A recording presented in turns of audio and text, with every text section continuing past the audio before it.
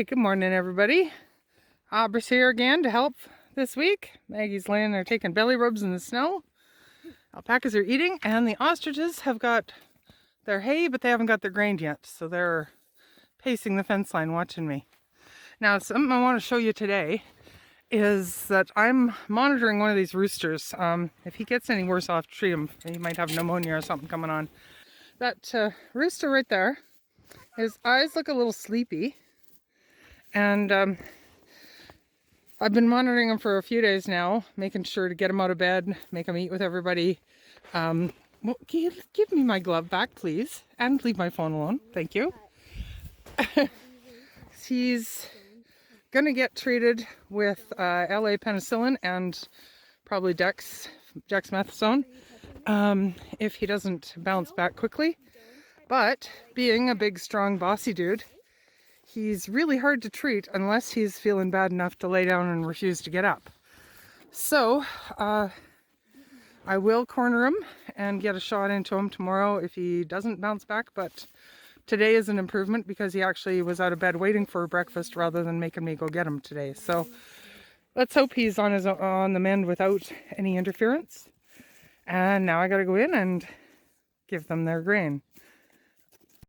So it's a really good sign that Luther is just diving into his breakfast so well today, because yesterday, even when he did come out to eat, he was pecking at things rather reluctantly. So he just had a pretty good feed, swallowed down a couple of good cropfuls of his grain. And he's decided green food's the place to be today, so that's okay, as long as he's getting some energy into him and he's out here improving. We'll take that as a good sign and just continue to keep an eye on him.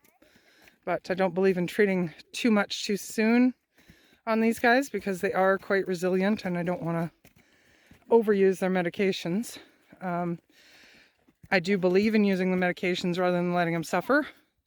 But of course, all the medications have legal withdrawal periods before you slaughter and all that kind of thing. So all this propaganda on, eating meat with no antibiotics and blah, blah, blah is all just, people making noise trying to create contention.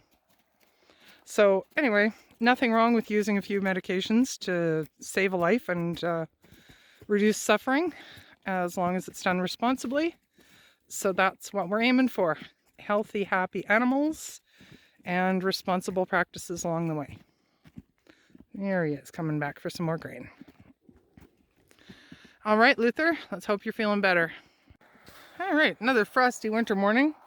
It's been thawing just enough this week that we got some icy patches. So just thought I'd show you my favorite trick for getting rid of the slippery spots is to sprinkle my wood ashes around.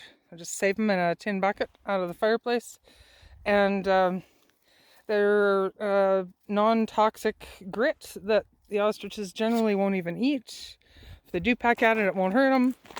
But it does a really good job of covering or just giving you enough grip on the ice that you won't slip and slide, and they won't slip and slide and hurt themselves. So here they are eating their breakfast. Now an update on Luther. I've been watching him all week because he's looking under the weather.